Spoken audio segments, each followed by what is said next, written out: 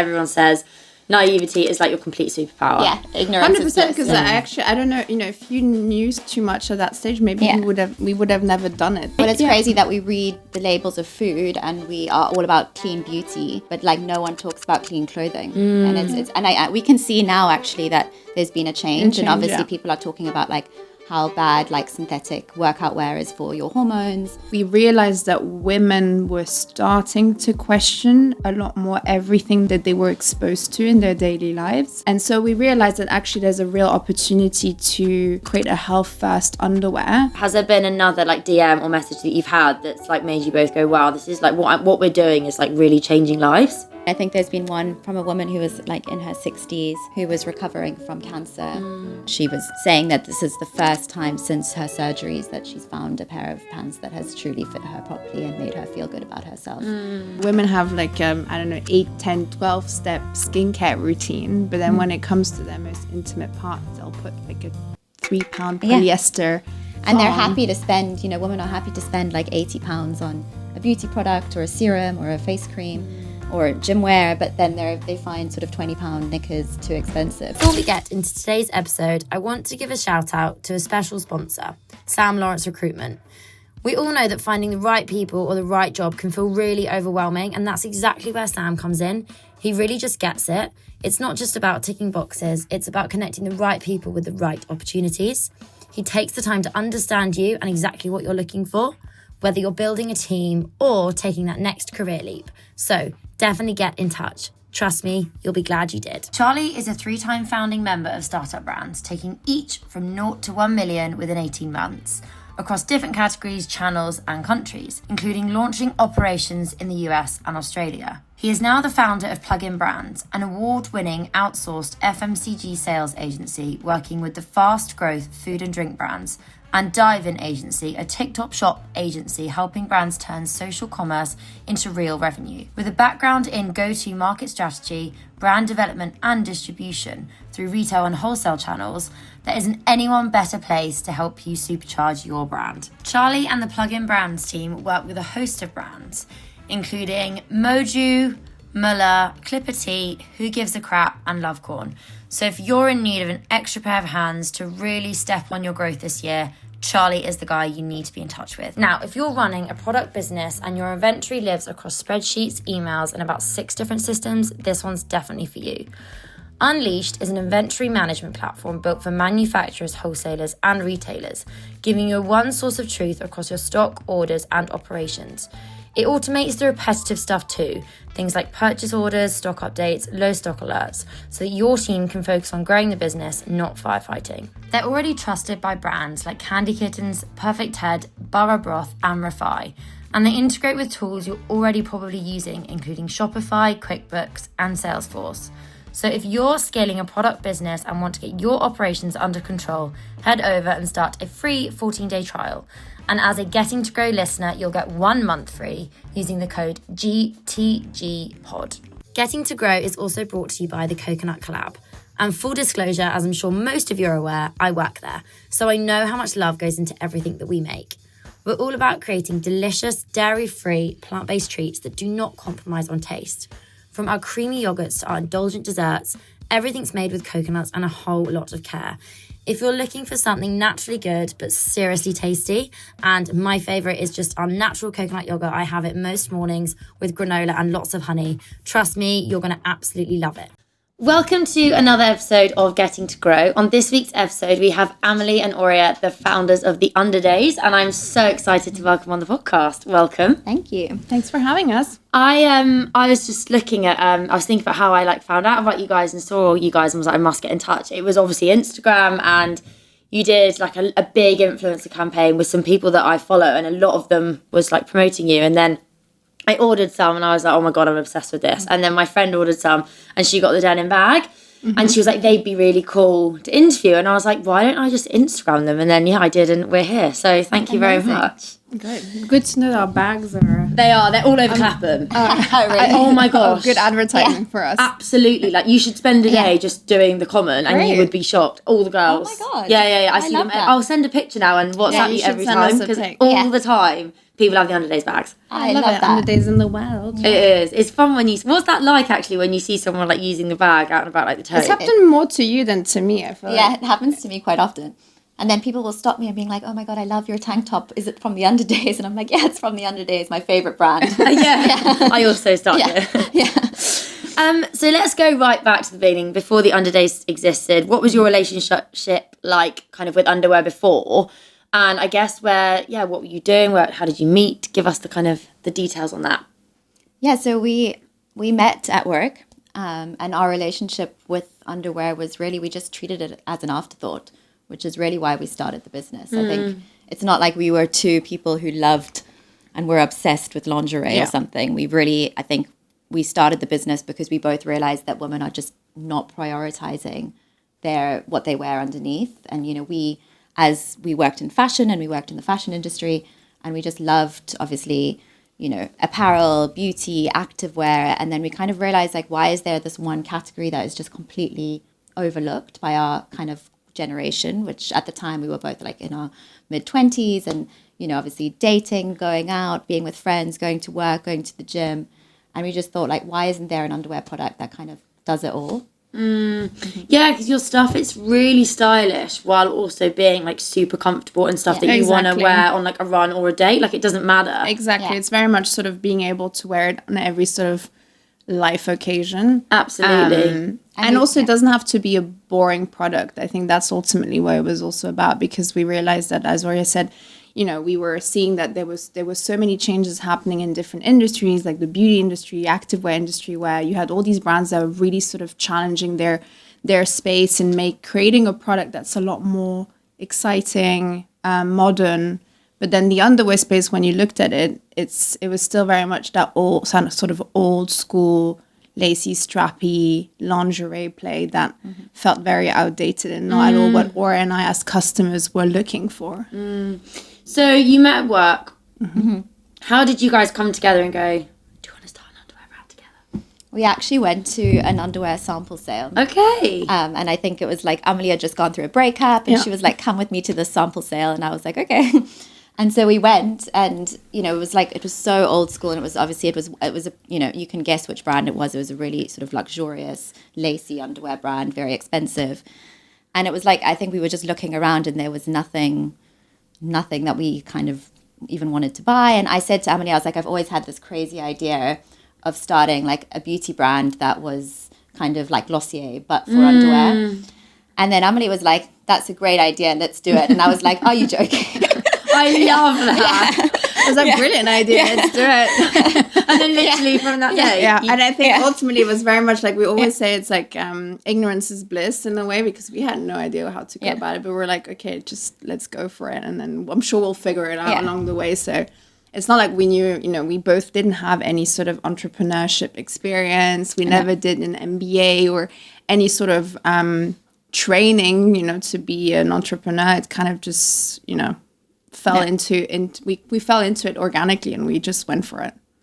And we used to meet like after work, like literally we would go to like the coffee shop outside of our office and like just sit there with our notebooks and like write down ideas. It was really like grassroots and like. What do you miss about those early days? Because obviously now you've probably got like lots of worries. You were speaking earlier about some things that were going on in the business, but now what do you miss about those like early days when I guess you were quite naive to everything? Yeah, so naive.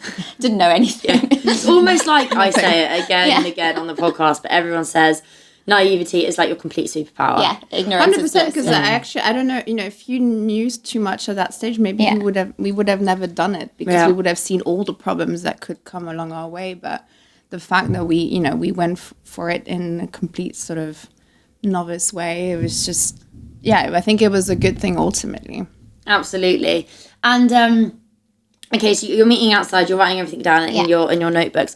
What then came next? How did you, I guess, go to like figuring out a manufacturing space? Obviously you worked in fashion, so you might have had an idea of how that stuff sort of worked. I think we were also, obviously it was 2020, so obviously COVID happened and the pandemic, and we were not going into the office anymore. So suddenly we actually really had the time to kind of accelerate this forward and bring this idea to life. So that's when really it went from like us, meeting after work with our notebooks to actually sitting around the kitchen table. And I think one of the first things we did is we found a designer, because obviously our background is marketing, so like actually designing underwear is not not something we know. And so we obviously found, an amazing graduate from a fashion school here in the UK, and she kind of joined the team really early. So it was the three of us. And then we started meeting like literally at my kitchen table during the pandemic. And that's when really we were able to like have calls with factories. We found someone, a person to help us with the sourcing of a factory.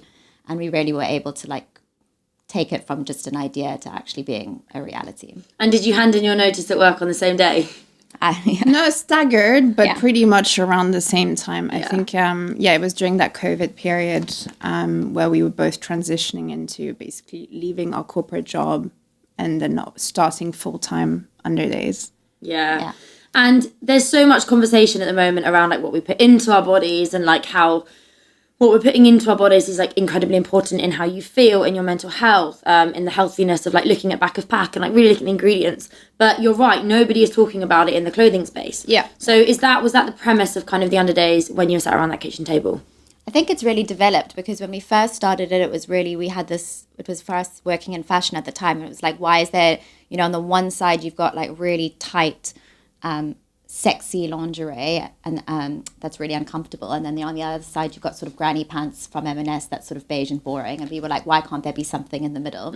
So that's really how we started Underdays. But then when we were sitting around the kitchen table, we were actually like, hang on, like we are young women, we're going to the gym, we're going to work, I think I was pregnant at the time, we were about to get pregnant, and we were like, we actually need underwear that's fit for our lives and fit for different needs and actually our health as well. So I think it's something that developed as we grew the product, and then we actually realized that style aesthetic layer was more of an overlay versus like the core USP, which the core USP is really like helping young women to prioritize their intimate health and make more informed choices with their underwear. And I actually think now, if you were to bring a product to market, any sector, if you didn't look at the sustainability aspect of it, but also like how good it is for you, you'd really suffer as a brand because 100%. Nobody would want to buy it. Yeah. So that's really core to everything that you guys now do. And when was that a big part of like the spot that you realised was missing in the wellness industry? Yeah, we definitely saw an opportunity. I think the main thing was that we realized that women were starting to question a lot more everything that they were exposed to in their daily lives. And we also started to see that well-being was becoming a non-negotiable. And from there, we saw that the line between health and fashion was starting to disappear. And so we realized that actually there's a real opportunity to create a health-first underwear. And ultimately, we believe at Underdays that type of product, health-first underwear, is going to become less of just a niche product, but more of a necessity and a sort of expected product in, let's say, 5 years' time. And it's very much part of educating women that, improving and using better everyday essentials will be a game changer in your day-to-day life. It's one of those things that when you're younger, you never think about. No. Yeah. Like it's really weird how food is such a big part of like what you learn about growing up, but like nothing about your pants, right? Well, it's crazy that we read the labels of food and we are all about clean beauty, but like no one talks about clean clothing. And we can see now actually that there's been a change and obviously people are talking about like how bad like synthetic workout wear is for your hormones, and that kind of conversation is really starting. But I think we were doing it, way before any of these other people are now talking about it. So I think we're super happy that we were kind of there first and we saw it first, but it's great that now people are starting to be a bit more aware of like the ingredients that they put on their skin also matters. It's so important and it's something that's like so overlooked. So I'm really glad like there's an amazing brand out there like you guys. And was there an early iteration of the Underdays that is very different to what it is today? Early iteration, I would say in terms of the brand mission, we've been very, faithful to what we were trying to do from the very beginning. I think along the way you learn how to pivot. Yeah. And there's certain things, on a marketing side that we've learned to sort of, pivot because obviously you're not a big brand, so you need to think of ways of reaching your customers in a more impactful way, but obviously not with the same budgets as some of the corporate brands that we've worked for before. So I think you just, you learn along the way to do things differently because ultimately you have certain limitations. But we've always been very faithful to our core mission. And it's always, it's always been about educating our customer about what they're putting on their body matters, and that the fabric that touches your most intimate part matters, and that health isn't just about comfort, but it's also a key aspect of your everyday life. And so for us, translating that through marketing has obviously been super important, but we've been learning to do marketing in a more efficient way. Yeah, I would say that we started off quite glossy. Yeah. So we came from obviously working in luxury fashion, and we were like, oh, we're going to do like huge shoots. We're going to spend a lot of money on those shoots. And like we had it was crazy. We like all laugh as a team when we think back of it. Like we were big brand mentality. Big brand mentality. We're like PR, like amazing shoots, great models. And then obviously you realize like that is just not viable at all. But also that's also not us. Like we're all about our community, and we're all about like UGC community members, real life, authenticity. So actually that kind of glossy sort of very editorial look is not Underdays at all. And so, but that was a perfect example of like, you only know once you go. Yeah, and actually now you say that, it's exactly why I bought it. I bought it because of that community aspect. It felt like the girls that promoted it, it was a real genuine relationship with the brand. And that's really hard to like replicate, because sometimes you watch influencers and being like, oh, you haven't started using this product recently, like you don't really like it, they've just paid you a lot of money to put it on your, and you can tell, because authenticity is like, if it's authentic it's really easy to tell, and if it's not, it's 100%. Really really easy to tell it's not. But I think I'd say new founders or people who are about to start a brand don't realize is that genuine relationship takes time to build. It's not, you can do the full-blown marketing thing where you gift everyone and anyone under the sun, and then, maybe you'll get lots of mentions, but is it a genuine way to communicate with your customer and your community? Probably not. So to build an authentic relationship, that one-to-one conversation with your customer, with your community, it takes time. And I think that's also what we've realized. We're only 5 years into our journey, but we've obviously learned a lot through that time. But what we've realized is you don't build a brand overnight. It takes time. And to build authenticity, it takes time. I think, we've done a really good job. But I think, you have to be really patient, and you really have to put a lot of effort in building that one-to-one conversation along the way. 100%, and it goes with a lot of things. Like thinking about my podcast, it's taken quite a long time for people to really trust it and want to come on and share their story with the audience, because you have to build, like I am, I have a name for myself now. Like people want to come on the podcast, they want to share their story with my community, because I've never forced it on anyone. It's very much like if you'd love to listen, I'd love you to listen, but I've never, like in none of my events do I go, right, get your phones out and follow me. Like that would be so on my style. It's very much like people generally come up after and go, oh, I really enjoyed that, like where can I listen to more?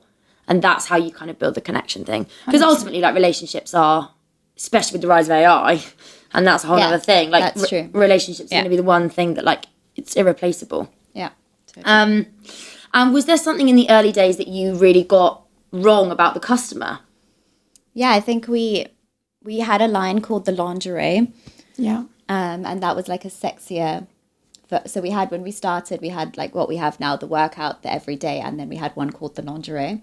So we kind of, like, as we said, designing for a full spectrum of a woman's life. So, thinking, okay, what's her sort of going out underwear? Oh God, who actually wears sexy underwear anymore though? Like genuinely, like hence why that collection didn't last. And it was a real example of why, like, always start your product catalog small. Be very considered, because I think, although it was a good product, definitely, it just actually wasn't right for our customer, like target demographic, and like even us really. So like everyone immediately gravitated towards the sort of breathability angle of our everyday range, and the sort of the intimate health benefits of that fabric, and then as well as obviously the workout range being really important. Obviously, anyone who goes to the gym and works out. So it was. I think for us as founders, it was a lesson to like, you don't need to start with like so many SKUs. You don't need to start with this huge catalog, which I think we didn't really understand, because we'd obviously only ever worked for a retailer. So we were like, oh, let's have everything. But actually having a really edited product capsule is so much better for a D2C brand. I really do believe that. Yeah, and you don't really know your customer at that stage. Like, you know, you can anticipate who you're going to be talking to before launching the brand. But until you haven't put your product out there, it's really hard to really know who you're speaking to at the end of the day. So that, again, also takes time, and you need to learn how to pivot to really be able to then target the right customer and who you want to ultimately target. But I think initially we had an idea of who we wanted to speak to, but I think we were a little too broad. And again, that's also a dangerous position to be in initially. You'd rather be a bit more niche and then start broadening your product catalog. And we tried to do everything and speak to everyone. We wanted to be perfect, I think. Yeah. We were like, let's do the shoot, let's do a full catalog, let's have an amazing website. Like, we wanted to do it all. But I think now looking back, like, you really just have to start small and test. And then once you have something that's working, then you go and invest, real money into it. Yeah, it's interesting actually, because you're right. Like with my job and like the retail side of it, you get lost if it's one SKU. Yeah. Whereas actually, for you guys and what you're doing, it's really important to have one really good SKU. Yeah. Especially if people don't know who you are, then they're landing on their website. You're immediately overwhelming them. 100%. Whereas if you're like really precise, this is what we do, this is what we sell, this is our USP. That's what really works for D2C. Yeah. And also, then I'd fall on your page and be like, they're clearly experts in that. Yeah. They clearly trust. You trust. Yeah. Absolutely. Yeah. And was there something in the beginning that stopped you from launching at all? The pandemic. COVID. COVID. Really? That was a big one for you? Yeah. I think COVID, I think we also, again, because we didn't have any experience from a supply chain perspective, we really had to sort of trust that process. And we had some advisors on board who helped us finding a factory initially in Europe to keep things close to home, because, again, we didn't know how long the pandemic would last. And we wanted to be sure that we were able, even if there were some restrictions, we would still be able to travel there. But, again, we didn't really know the timelines at that point. We didn't know how COVID would play out. So, also the launch date got moved a few times. Initially, we wanted to launch after summer. We ended up launching around Christmas time, before Christmas, which was not ideal. So I think, I would say we were very determined. There was never a moment where we thought, okay, this is never happening anymore. But we had to do all of our fit sessions on Zoom. So it was like we would be like all in different places around the world, because we all like had to, went home for COVID or whatever it was. And then literally had like one of the founders in their underwear on the screen. Literally, So a lot of people were like, what are they doing? Yeah.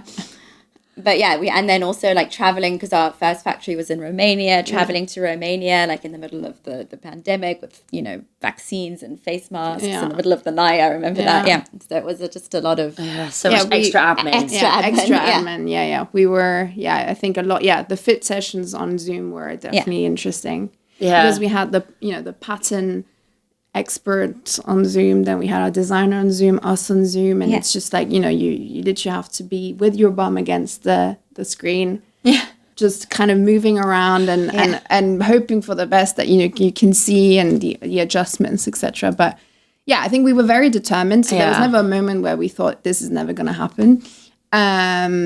But we definitely had to face a lot of challenges with the remote working, with COVID, with just trusting the factory process. So I think ultimately it was not the easiest way to start, but I'm sure, as you've seen from other brands, a lot of great brands were born during that time, and ultimately was a good way to also reassess, and kind of get all together and make the most out of that time where we were all stuck at home, and It's where so many brands did evolve from. You're right. Like, people had all that extra time, right? Exactly. They weren't socializing, so they were like, right, well, I can't go out drinking with my friends. I'll sit down and what have I always... creative. You find creative ways to do stuff. And if you could go back to day one, what would you tell yourself to worry less about? I think being perfect. Yeah. Put too much pressure on that. It doesn't all need to be right when you launch. Yeah. In fact, I think there's more pressure now, because now we have an existing community. We have to be more perfect. We're in our 5th year. We have a core customer base that, know the quality levels and just, that we offer. So if we come up with new products, they need to be as good as what we've put out there.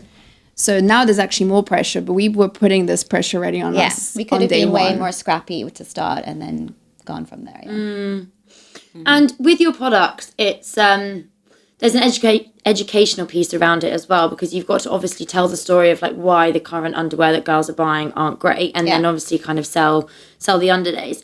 And how did you decide to do the educational part without it feeling overwhelming? Because I think some brands throw so much information at you, you almost like, you kind of feel a bit like, oh God, maybe I should buy, but I don't really know why I'm buying, and it's a lot of information I've just taken in. So how did you balance the kind of educational piece with your product?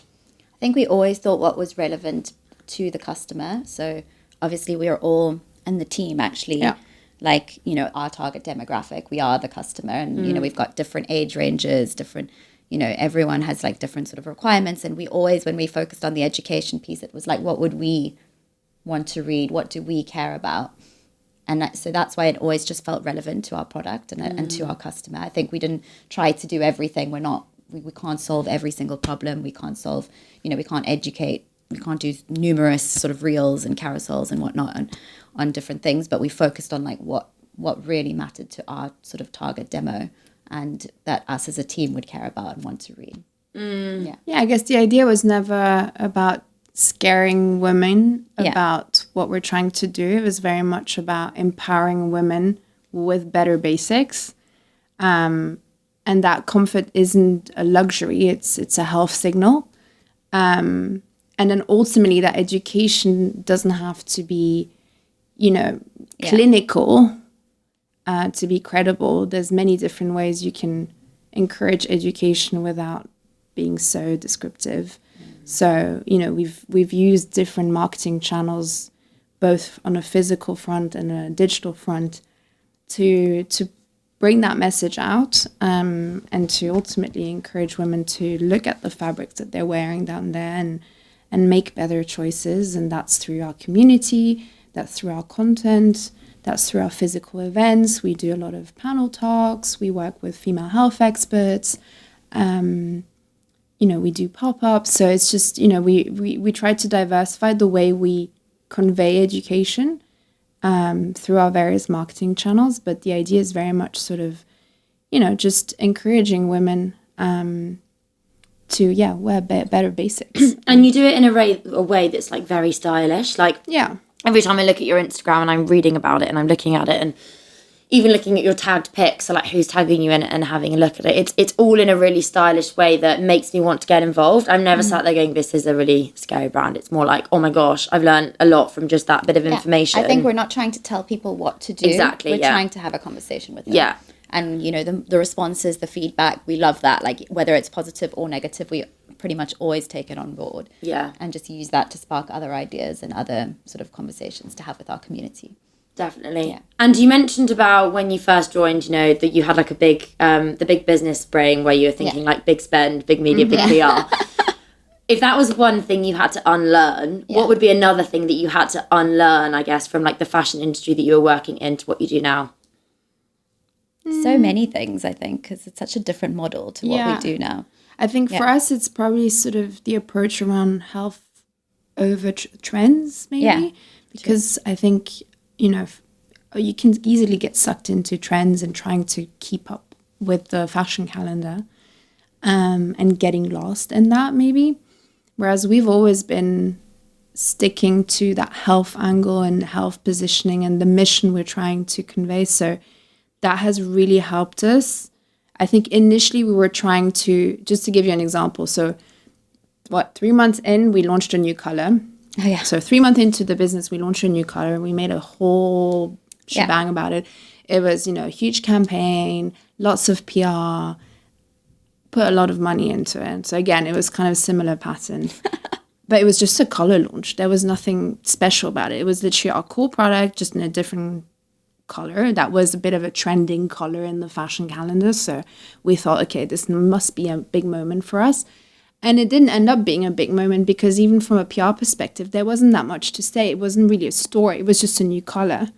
And that's where we realized that actually, you know, we shouldn't be focusing on these sort of small color drops as like a big marketing or sort of mission-led moment. There's other things that are way more important as part of our mission that we should be making a fuss about. But yeah, so it kind of falls into that choosing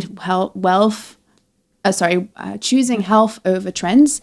I think, you know, and if you're in that sort of luxury fashion space, it's always about newness and it's always about trends, and the more on your catalog, the better. So I think we've also made mistakes by, let's introduce this, let's introduce that, and of course we want to do more of that and we want to continue expanding our catalog, but we don't need to do that right away.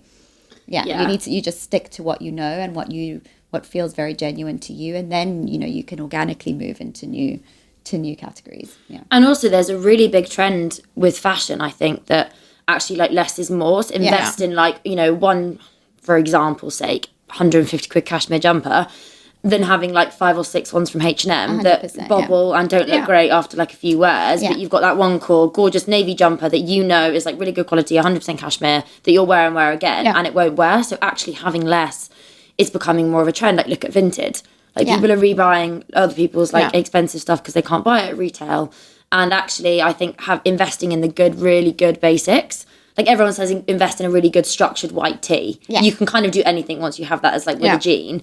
It's same with underwear. Like you don't actually need to have a ridiculously large catalogue, because then you're actually just diluting your core product, and that's exactly what you set out to do. And that's why we always like talk about cost per wear over cost per pair. Like we're, you know, it's a huge marketing message of us. It's just like, you know, spend a little bit more, but you'll have a product that actually stands the test of time and will give you so much more than if you know, went to a supermarket retailer and spent £5 quid on something. Because so many pairs of knickers do just not stand the test of time. No, I mean, a lot of them tend to just, you know, after 2 washes, they're barely holding onto a string. So and colour. They go weird. You know, they stiffen, the fabric stiffens. You have sort of that scratchy lace, harsh seams.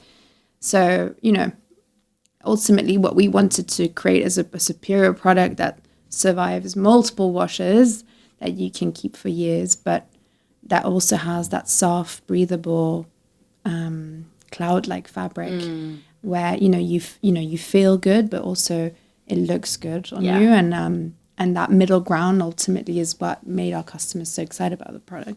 Honestly, everyone listening, like, if you haven't, you absolutely have to go for it. It's genuinely, like, life-changing. Like, I'll never buy another pair of pants again in my life. Like, it's really, actually, that's another thing, is that once you buy, you can't go back. Yeah. Like, you try on, like, another pair and you're like, these are awful. We have so many customers that say they're just addicted to, every time we launch a colour drop, they're like, we have to get another pair. Yeah.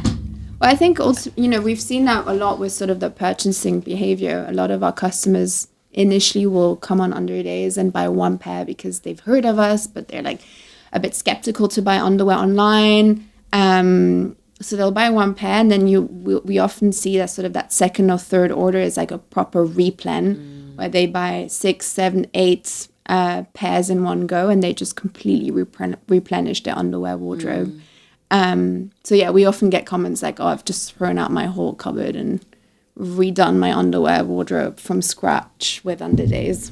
Yeah, I've got so many of my friends. I've got my auntie on it. I've got my mum on them. Like, like we're all a bit obsessed now. That's amazing. And was there, you mentioned about a customer popping you a message and saying like, I can't live without it. Has there been another like DM or message that you've had that's like made you both go, wow, this is like what we're doing is like really changing lives? Yeah, we've had a few. I mean, I think there's been one from a woman who was like in her 60s, who was recovering from cancer, and this was unexpected for us because obviously this was, you know, not an intended cause of the pants originally, and she was saying that this is the first time since her surgeries that she's found a pair of pants that has truly fit her properly and made her feel good about herself. And that was really interesting for us because actually that's been a demographic that has come into play for Underdays, not on purpose, but they really are a big part of our community now, is this sort of plus 55-year-olds. And that's really interesting to us as well. And we're leaning into that too, because, you know, there's so many women who've had C-sections or they've had surgeries, or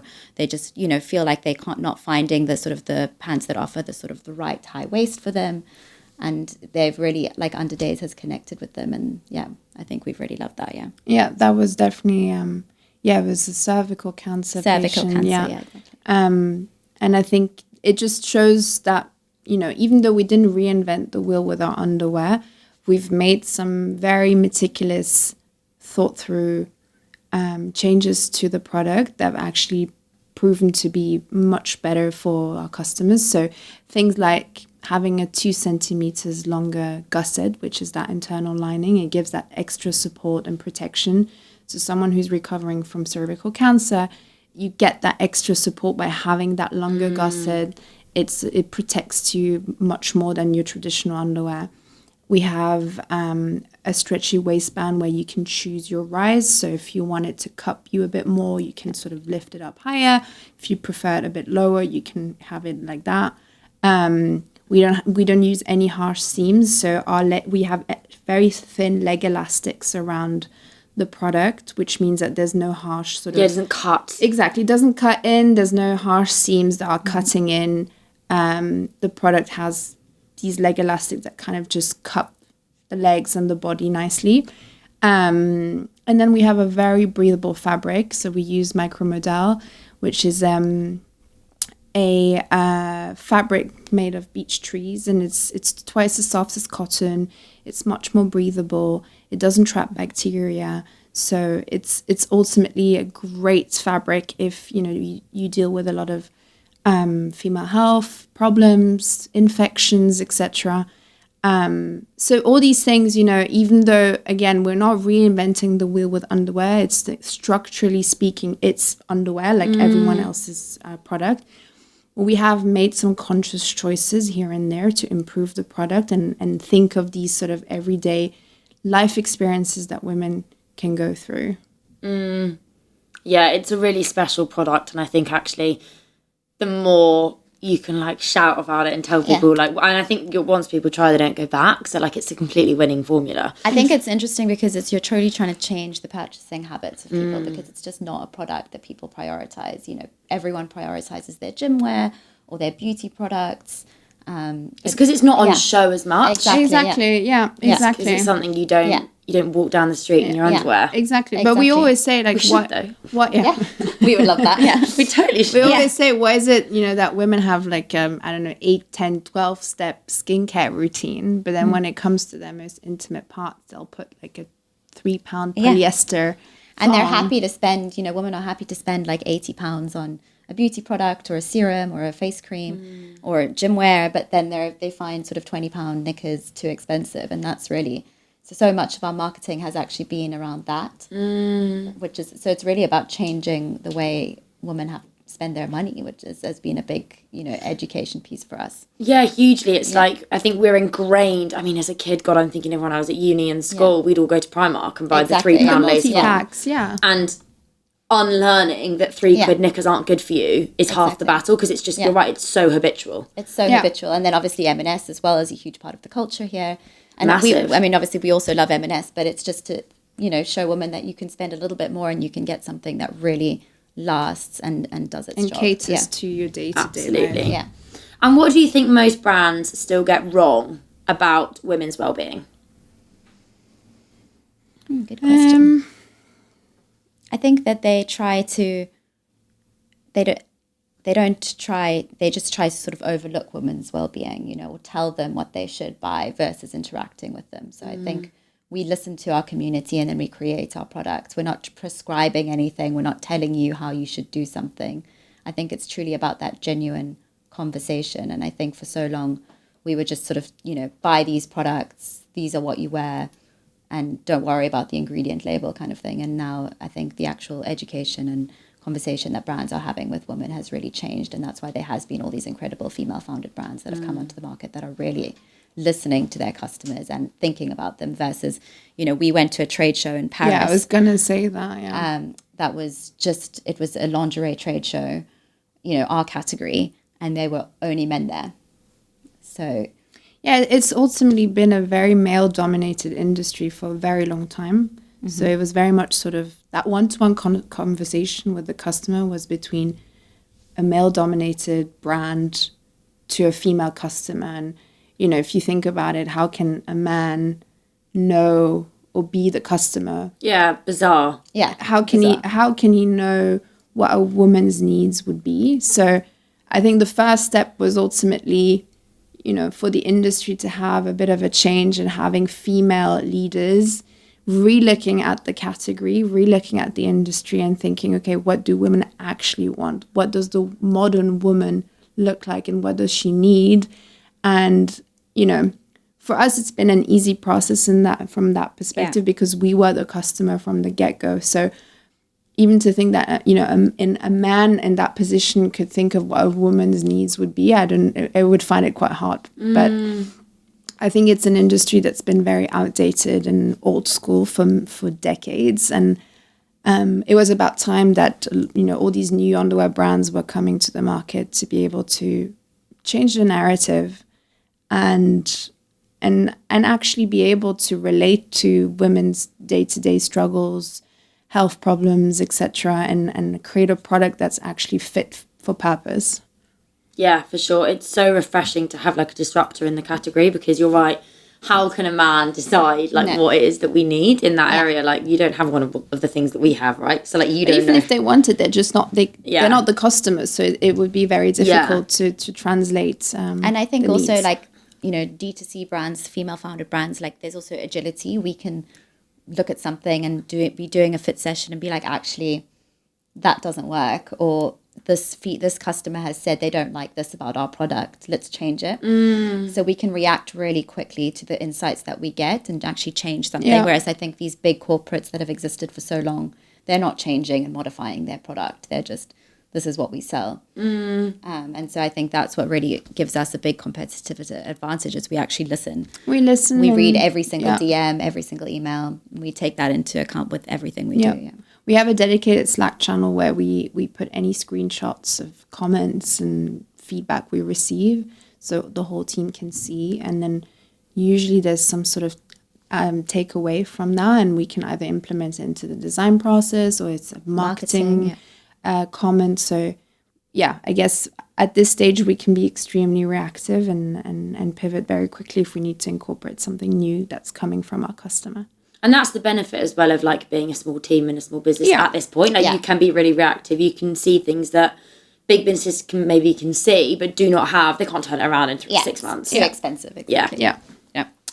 And talking about scaling, so you guys are definitely one of the most effective influencer marketing campaigns I've actually ever seen. Like if you look at Gymshark and what they did in the day, they were probably the first one I'd say really understood the influencer world. You know, they had all the people wearing and Gymshark's huge, right? They really got that. I'd say you guys are next. Like I really see how successful it's been, and I want to ask, how intentional was that strategy from day one? And were you maybe surprised as well at how well it went, or was it you knew it would always be super successful? I think it was very intentional. I think we always knew we wanted to grow on social first as a community first brand. So we didn't, like from the day one, like we got stickers printed before we had a product.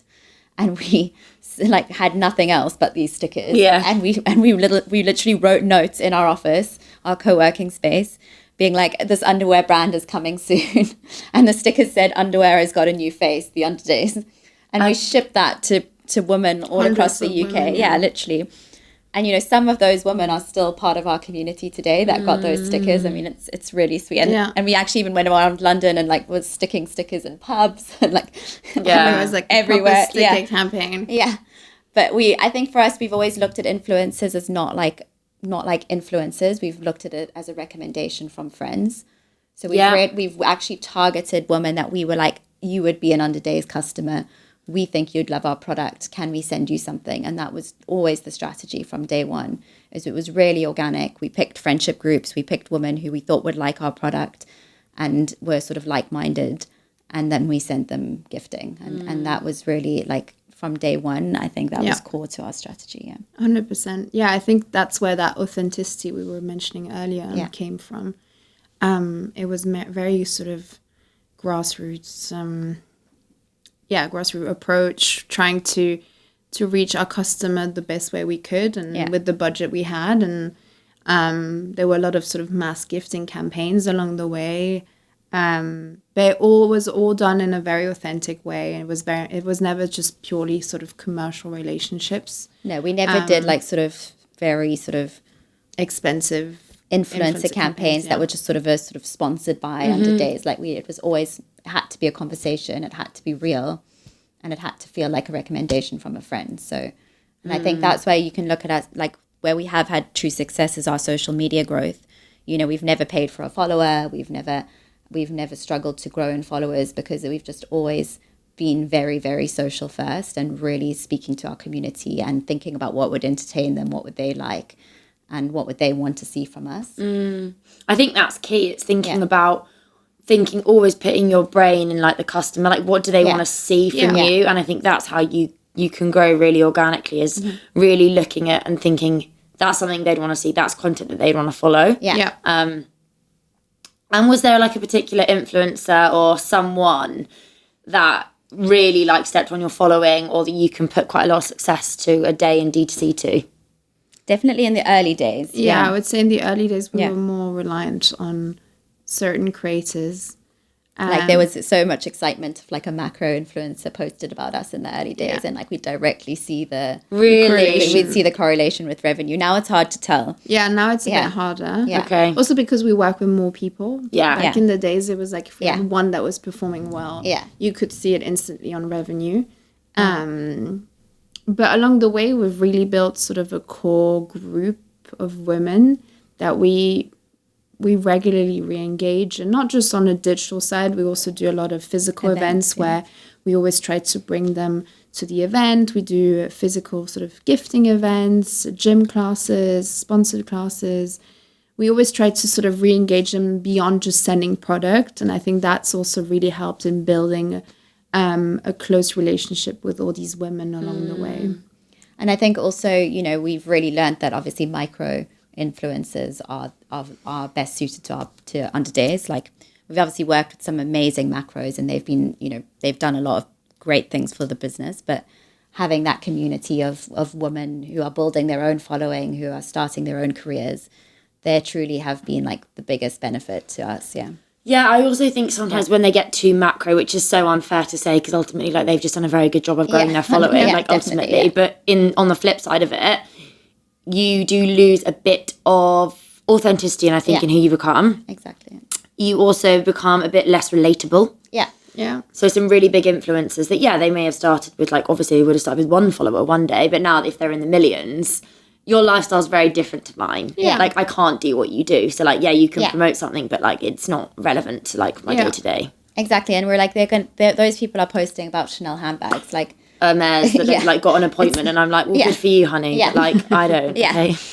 It's very different to us. Yeah. And I think at that level, they're very, I mean, in most cases, it's their primary activity. I think when you look at micro influencers and nano influencers, a lot of times they have a main job that sort of trickles into what they promote. So we've worked with obviously fitness instructors, female chefs, you know, all kinds of disciplines that women are involved.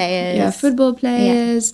Like and Olympians. So that's super interesting for us because we can contextualize our product into an environment that we would love to tap into and grow into. And so for us, it's a lot more interesting from a marketing perspective as well in terms of commissioning content and having our product in a different environment. I think that's interesting what you asked us earlier about like what's changed from us working in fashion to this, but like we actually don't, in terms of influencers, we wouldn't go for just the fashion girlies. We would much more go for girls who've got like a lifestyle sort of influencer. So artists, sportswomen, nutritionists, you know, that's much more Underdays in terms of listening to like what a woman does and how she lives how she carries about her day. And what has influencer marketing taught you that traditional marketing couldn't? I mean, that's a good question. I think it's where you actually get the authenticity side of things out a lot more. I think with traditional marketing, it can feel very commercial at times. And Whereas when you actually focus on the community and influencer marketing, you can contextualize the product as part of a wider story and share different stories and how the product has impacted their story. And I think that's where it's done so well for us, because we were able to show through our influencers that our product improved, I don't know, their fitness performance, or, you know, we're working with girls who are prepping the London Marathon, and so you can, you know, contextualize the product in that journey. And so that feels a lot more genuine and exciting for our community to see than your traditional marketing that, you know, might be impactful from a commercial side, but it doesn't have sort of that emotional trigger. Yeah, I was going to say it's much more organic. Yeah. And you can land on things by accident that are absolute gems, which you weren't intending to necessarily do. But you're like, wow, she just said that. That's incredible. That's so Underdays. That's so right for us. And I think that's where influencer marketing can be just amazing. You can get, in the early days, actually, we used to get pieces of content that would be like, oh my God, like she is wearing the white underwear in the kitchen with her pots and pans. And that looks insane. And it would become like a hero piece of content for us. But by complete accident. It wasn't intended. Yeah. And UGC is obviously so big because it gives you stuff that you wouldn't be able to do yourself. It's very authentic. Exactly. It's authentic. It's not so calculated. And so interesting to see how other people, you know, interpret something. Yeah, exactly. How do they, you know, we didn't have that intention, but they did. And it's so cool and so interesting. And for brands listening, what's the biggest mistake you see people make with influencer marketing today? I think they're like very paid for. I mean, of course, I'm not saying not to pay influencers, you must pay influencers, but the sort of very static, deliver on this brief, you know, it's just a sort of very clear sort of partnership, but there's not true sort of authenticity behind it. It's not a sort of, you're not giving the influencer a voice, you're just telling them to sort of read a script or something like that. Yeah, I think also, you know, people are a lot smarter nowadays in terms of when they consume content, they can see if it's a genuine piece of content or if it's just a pure paid play. You can definitely tell. Which, you know, again, as Oria said, it's, you know, totally fine. It should be like that you obviously, you know, you're paying for certain types of content. But it needs to, the way it's being conveyed needs to feel authentic, and it needs to feel like it has a real mission behind. Otherwise, as a, you know, I mean, we're all on social media, we can tell when a piece of content is just pure advertising and you know, it just feels very forced. People hate being sold to. Exactly. Like people hate it. And like the one example I talk about a lot is I had the founder of Tenzing on the podcast, and he's ex-head of marketing at Red Bull. And he was saying how if you look on Red Bull's Instagram, there's not one Red Bull can. That's true. It's all about the mission and what you're supposed to. It's about the sport. They're, you know, doing backflips off whatever. It's extreme sport that they're showing. It's like you're buying into like that lifestyle. You're not. It's never like, oh, you can buy a packet. Whatever. And I think that's so key, because I don't follow social media to be sold to. I follow it to see stories and see lives and see interesting things. And if they happen to be wearing your Underday set, I'll be like, oh, that's really cool that person's wearing it, and I like what she's doing in her day. Yeah, absolutely. And what does a normal day look like for you guys?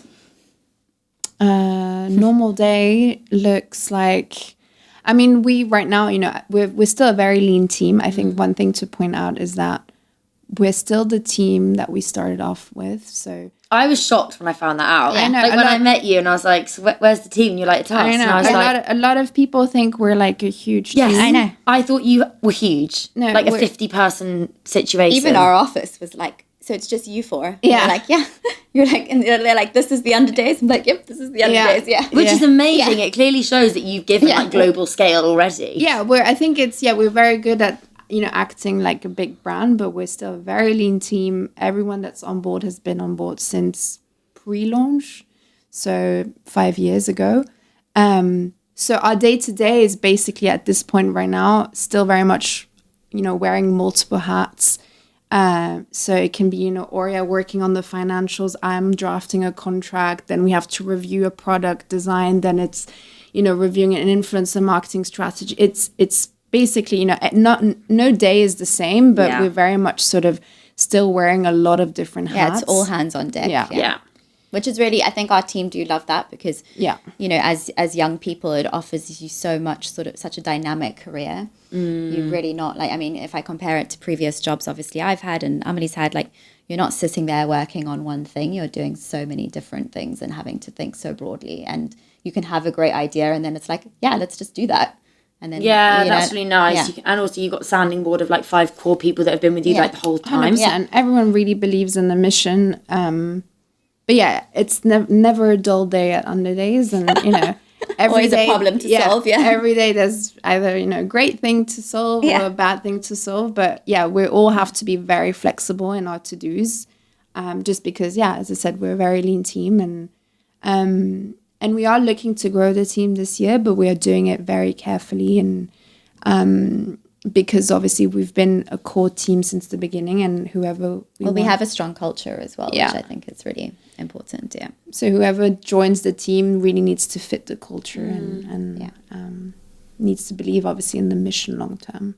Would you ever hire? Have you got any men in the team at the moment? Like consultants, but not full Hey. time. Yeah, they're actually great because they are Yeah, and some of them like really also like get into the mind of the females. They're like, you've got to talk about yeast infections. We're like, okay, No, fair point though. Like, yeah. You do need to talk about all those things. Yeah, and they're just so familiar obviously with our process. Like, Yeah. I think you need to do more of the thong production, and then Yeah. it's just like, but I think they're just not. Yeah. They're a bit desensitive to in terms of what we're actually doing, but it's Also, for so long, I think like speaking about thongs or pants or like yeast infections in public's been like a big no-no. Whereas now it's just like, oh my god, we all have the same we all have I'm like the same things day in day out that we're like solving and trying to do. I mean, we've done yeast infection ads many times. Yeah. We've done a few of those. Yeah. It's so important though. Like bad pants are not good for you. Yeah, exactly. And you guys are predominantly D2C, as we've been speaking about. And kind of finding the right retail partners is really important because you want them to obviously have that Underdays experience, almost like without you there. Yeah.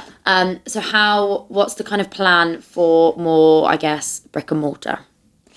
Yeah, so I guess to take a step back, when we were looking at wholesale, we knew that we didn't want to go down the sort of traditional route of just placing our product everywhere and anywhere. I think we always knew that we wanted to be very protective of our brand, very protective of the narrative behind our brand. And so we never wanted to be in a position where we would be diluting the brand across multiple retail places.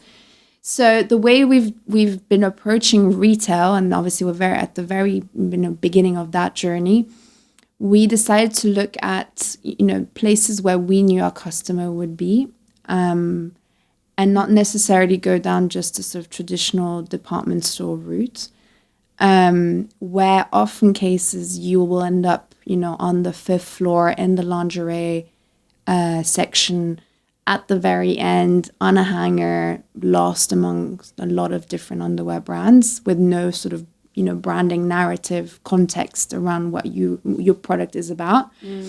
Whereas, when we were looking at places like gyms, fitness studios, we realized that actually, even though, you might not have a huge amount of stock displayed there, we knew that our customer and her lifestyle is very much around sort of fitness and wellness.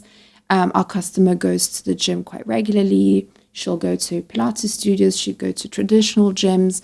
And so we realized that actually if we can try to stock our product in these places, we would probably reach our customer in a much more efficient way. And so that's what we've been doing mainly in the UK right now, is sort of working with a bunch of studios around the country. And it's been great because ultimately, as I said, it's not, at scale, it really works. And it's a good way to sort of acquire new customers. In some gyms, we're actually part of their like survival kit, which means that if you do a class there and you want to shower there, but you forgot a fresh pair of underwear, you can literally grab a pair of Underdays at reception, and they'll help you out. So that's been a great sort of kind of scenario, which we hadn't actually foreseen before, but ultimately makes sense. But now we're looking to scale that even further, and we've just recently launched in the US, so we're looking to do a similar sort of approach in the US. So working with a lot of fitness studios, Pilates studios, sort of more specialty boutique studios. And then further down the line, you know, I think we're not saying no to department stores. I think we just would want to be able to work more closely with them in creating more of an experiential setup. And we had a brief sort of experience with that. I'd say 2 years ago, we did a pop-up at Selfridges, which did really well during the Christmas period. And that was a good way for us to work with a department store where we weren't just, you know, on hangers somewhere in the store, but we actually had a proper stand where we could, you know, have a bit of, you know, storytelling around our product. And we were able to also staff it ourselves, so we could train the sales staffs in you know, in how to pitching the brand and telling the story of Underdays. So in these type of scenarios, retail is good for us because we have more control. But yeah, I think initially we just want to be a bit careful in how we place our product and how we dilute the brand. Do you think you guys would ever open your own store? I mean, we'd love to one day. Yeah, I think that would be great. Just because we do physical events quite regularly, and obviously we have to always think of a space where we can conduct that. So obviously, if we had a store, you could kind of have that one. The evenings HQ. could be yours. Exactly. Yeah. So nice. Yeah. Exactly. And I think you learn, like already in D2C, we get to learn so much about our customer, but then to be able to interact with customers live On a day-to-day basis. Yeah, oh my gosh, you could get so much from them, right? Yeah, exactly. And what's been really hard about scaling a purpose-led brand that you didn't expect? So many things. Yeah, a lot of things. Yeah. I think education first and foremost. I think what we were saying earlier is, you know, because we are a purposeless brand, we have a very clear mission around encouraging women to rethink of what they're putting on their most intimate parts. That education piece has been, you know, we're still, you know, even though we're 5 years in, it's still, you know, a part of the business that we need to keep hammering on, and we need to keep explaining to women why they need to rethink their underwear purchases and why they should be investing in their underwear. And that's because I think it's like, you know, because we're a purpose-led brand, people might not actually believe in the purpose yet. So you're having to actually fight a lot harder. Yeah, you have to really show people, you know, we've had to really fight hard to show our core customer why they should, you know, spend more to get a product that really delivers. So, you know, it's so much more than, you know, just getting people to fall in love with the aesthetic of your brand or, you know, all these things that I think we do well anyway. Yeah. It's we had to really kind of sit there and we had to think about like what is going to get that woman to really stop scrolling and actually listen. And I think the day that we actually unlocked that was the day that kind of changed the business. Yeah. Absolutely. Yeah. And speaking about kind of money and commercial like reality, in the early days, how did you fund the business? So we funded it through like friends. We did like a friends and family sort of investment round. So we really kind of leveraged people we knew actually, and like, you know, people who were regular investors, and, you know, we didn't go into VC or anything like that. But so we started small, but just leveraged sort of friends and family. And at what point did cash flow and forecasting become a daily concern as you grew? Immediately. Yeah, I think it's very easy. I think a big lesson for us as well is like very easy to sort of forecast before you've launched. So we're like, okay, great, we've launched the brand, we've done this like small investment round, and, you know, in January we're going to make this, and in February we're going to make that, and then that was impossible. That. And I think you really just have no idea until you start the business, and, you know, then you've got to fight to find your way, and what it actually, you know, to actually scale financially, it takes a lot of work, and you have to really invest in what your customer likes and discover a bunch of things about them. So I think for us it was really just like, you know, now it's really important because obviously now we're a much bigger business and making mistakes is a lot more expensive. Yeah. I think in the early days actually it was important, but we didn't know anything really, and we learned by doing. As actually I'm finding like at the moment in year 5 I'm doing obviously working on the financials and the PO planning and all of that kind of thing, and there's almost no room for error, which is much harder. Yeah, but also at the beginning, I mean, when we had to do these projections at the very beginning, like we had no customer. I mean, no one knew us. So to think that you would do this number by month 3 and then month 6 and a year's time, it was basically impossible to really forecast for it, because you have no customer, you have no community at that stage. Yeah, you don't know. You don't know. And really you have to find your je ne sais quoi. You've got to find why people come to you, and we didn't know what that was when we launched the brand. And now the challenge, I would say, further in, and I think for us is probably that we've done so well in there's things that have helped us to get from A to B. But now, as you keep growing, there's more pressure in finding new ways to take you to that next phase where, doing just the things you've been doing before are not enough. So, if you've relied on certain, product launches to get you to a certain revenue number, that's great. But if you were trying to double that, you need to think of other ways to grow revenue. So not just relying on the things you've done before. Thinking outside the box. It's thinking outside the box, and not just, I suppose, relying on the things that have worked. You have to keep innovating and thinking of other ways. But then equally, when you're bigger, it's harder to just, you can wing it quite a lot when you're small. Yeah. So you can't get it wrong with products. You can't get it wrong now. So that's where there's much more pressure on us actually now. And what does financial success look like to both of you? I think it's, in the beginning of launching the brand, it's different phases. So in the beginning for us, it was just growth and scale. And I think we were both very clear, like we wanted to grow the brand quickly. We didn't want this to take a long period of time. But now, as I said, we're in year 5. So obviously things like profitability and financial health become a lot more important. And that's what we're really prioritizing, and trying to find a balance between growth and obviously profitability is really important. Yeah, for sure. Because obviously you need the growth, but you also need to ensure that your EBITDA it's a healthy growth, which I think is a challenge for any D2C brand, because it's very easy to overspend.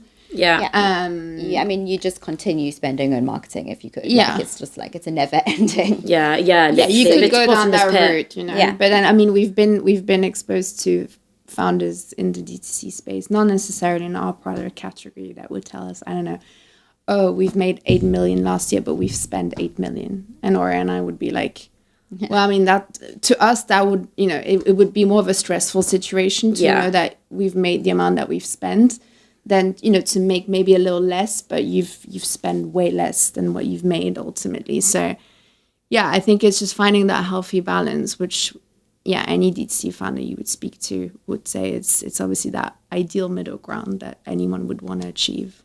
Absolutely, and you don't want to scale too quick that like you can't fund it, but then also you don't want to. You want to scale quick enough that you can kind of use that cash to put back into the business. Exactly. It's like you don't want it to take 20 years. So it's finding that, and then I think it's just like practicing financial discipline. Absolutely. Yeah. I have so many questions left, but I'm conscious of time, so I'm going to have to think about where we go now. I think I want to speak about the future and a bit about kind of, I guess, competition that's entering and what makes you cautious. Interesting. Competition, I would say, we knew that there was competition when we started the business. It's not like we invented a new product. I think where we are trying to, push is ultimately to be the first health first underwear. And that's something that we've had to sort of, really hammer on to be able to distinguish ourselves from our competitors out there. And it's been something that, ultimately when we're just talking about growth, like if there's an angle we want to really try to grow as quickly as possible, is the health first angle, because it's something that we want to own as a brand and want to ultimately be known for, looking at all the competition. We want to be the first underwear brand that is turning underwear into a wellness product. And I don't think that there is actually a competitor doing that right now. So. No, that's how I see you guys. Like you are the first and you're by far like superior to others. Like you have a very clear mission, a very clear strategy. You're not trying to do 150 things. No. You're doing one thing and like very well. Yeah. And I think that's why people buy into you, because like they're an expert in their field. I trust them. It's relatable. Yeah. They're also two like women themselves. Like it's really like I'm sat here with you. And I was thinking earlier, I was like, I'd totally go for like dinner with you girls and like have drinks, and it would just like work. 100%. Yeah. It's like very easy. And I think that also is why I wanted you on the podcast, because I was just like, oh, it's such a it's so refreshing when you just meet people that like have a really clear mission, but like also that I just know that it's going to be super successful. Oh, I love that. Yeah, that's good to hear. Yeah, it is. I feel it. And if the Underdays is like truly successful, so you know you go on to be like a massive global business, which girls, it's happening. Yeah, what we're going for. It's happening. Yeah. What will it have changed for women? I mean, everything to be honest, because you're looking at a product that is ultimately a necessity product. So it's basically redefining how women, you know, start their day, have a better, you know, first layer that is ultimately helping their female health. So I think for us, you know, again, it's for us, it's being that health first underwear brand that's changing a woman's day-to-day life. And that's ultimately how we started the brand. It's very much being an impactful product that's changing whichever, you know, daily banality they're going through. And, you know, we're actually doing a lot of work on the product itself. We've got some exciting new fabric treatments launching this year. Again, all focusing on female health. So, yeah, I think for us, it's just, you know, if we can be in every drawer around the world, I think that would be success to us. Yeah. And I think if we can encourage women on the whole to just see that making more considered purchases, not just with underwear, but with everything, makes such a big difference. Because even for me as the founder, I've changed my purchasing habits so much where, you know, 5 years ago, I'd be in the office ordering Zara or ASOS or something like that. Didn't we all? And, you know, now I've just, you know, from having Underdays and realizing like these something so small can make such a big difference. And whether that's underwear or, you know, an alarm clock that's got natural lights or anything like that, like these small, these investment products, they truly can make a difference. And I hope that we can encourage a whole category of brands and women to sort of spend in that way. And now to flip it. Yeah. So if the Underdays didn't exist, what would you both be doing? Oh, wow. Good question. I think... Would you still be in fashion? Probably, but I think, I mean, personally, I always knew I wanted to do my own thing. I think I always knew that I would want to do a few years in a corporate environment, try to learn as much as possible to then start my own thing. So if it wouldn't have been Underdays, it would have been something else, I think. Probably still in the retail space, because ultimately that's the career I chose. But I don't think I would still be working in a corporate job. I think I would have still done something. How about you? Yeah, I think that, you know, the obsession that's required to be an entrepreneur is something you kind of have or you don't have. And I think now that I've discovered it, maybe I didn't actually know it before when I was working in a corporate job, so I could still be working in a corporate job. But now that I've discovered it, I could never let that go. Because it's like you're consistently trying to discover and unlock a problem. Yeah. And you're always solving for it. So that obsession is really, you know, you'll do anything at all costs to solve that problem and to make it right. And I think that ultimately, if I wasn't doing Underdays, I'd be wanting to do that for something else. Yeah, and the reality is I think we both could say that the amount that we've learned in 5 years, we would have never learned it in... Oh my God, no. And that's the other thing is like, it's so much more than just the brand and the marketing. You've got to learn the financials, you've got to learn the operations, you've got to learn about the supply chain.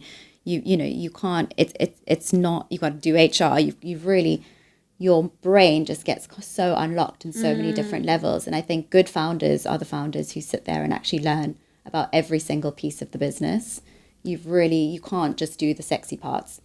Yeah, no. Yeah. And listen.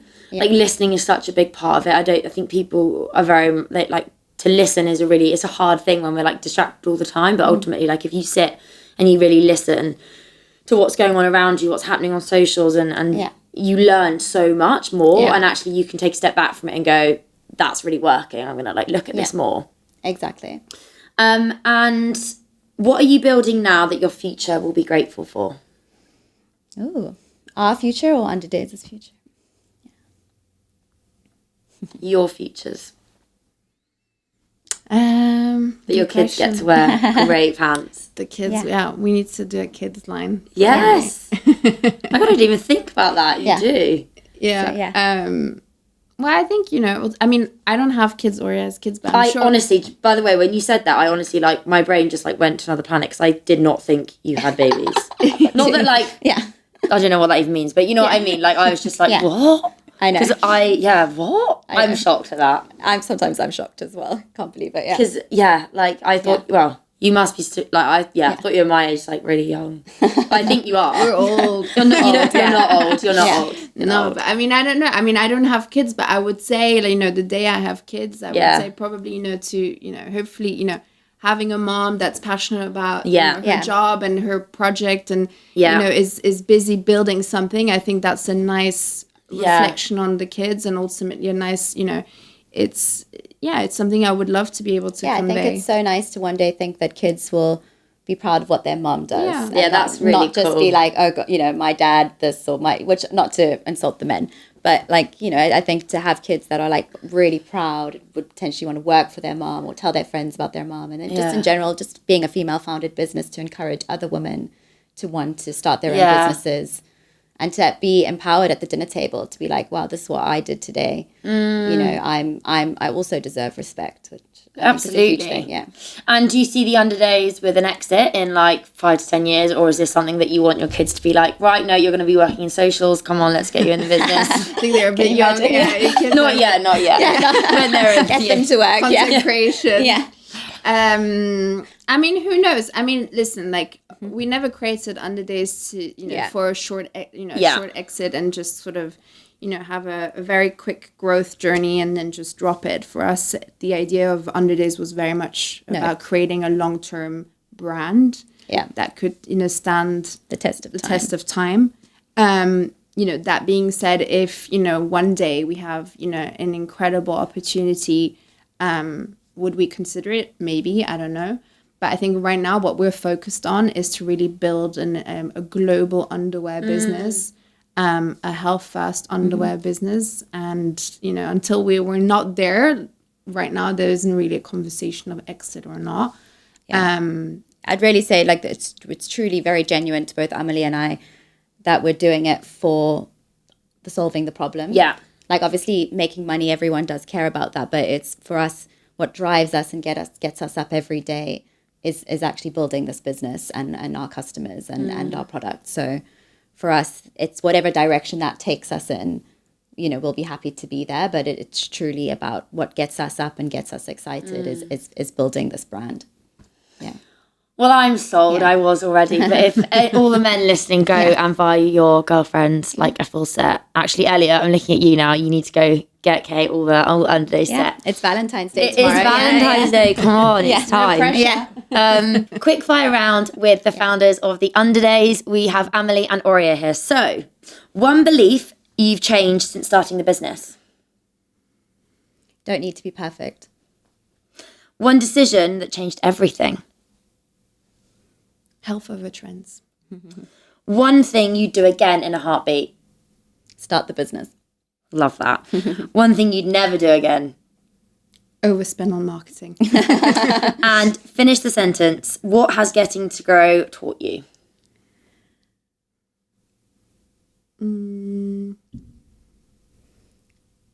That everyone has a different story, but they're equally important. Yeah. I think, the mission is basically the biggest driver ultimately. Yeah, absolutely. Thank you so much.